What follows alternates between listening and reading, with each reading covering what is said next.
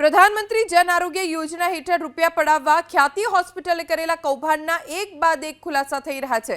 Doctor પ્રશાંત વજીરાણીએ 42 દિવસમાં ધડાધડ 221 angiography અને angioplasty કરી।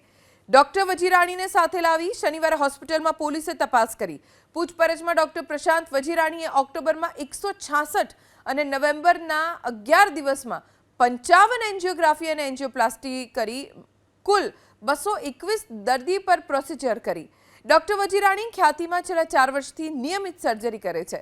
આ સમયગાળા દરમિયાન તેમણે 7000 સર્જરી કરી હોવાનું અને સરકાર પાસેથી ખોટી રીતે અંદાજે 100 કરોડ પડાવવાનું ખુલ્યું। આ કેસમાં ધરપકડ કરાયેલા ડોક્ટર પ્રશાંત વજીરાણી હાલમાં રિમાન્ડ પર છે। પૂછપરછ દરમિયાન ડોક્ટર વજીરાણીએ એવું પણ કહ્યું કે મોટાભાગના દર્દીની ફાઇલ્સ ખ્યાતિના સંચાલકો સરકારમાં મોકલતા અને આયુષ્માન યોજનાનો લાભ ઉઠાવતા। સમગ્ર ઘટના પછી એસજી હાઈવે પરની હોસ્પિટલ પર ચુસ્ત પોલીસ બંદોબસ્ત ગોઠવી દેવામાં આવ્યો છે। હોસ્પિટલને હજી સુધી સીલ નથી કરવામાં આવી, પરંતુ સરકાર કોઈ પણ સમયે સીલ મારે તેવી શક્યતા છે।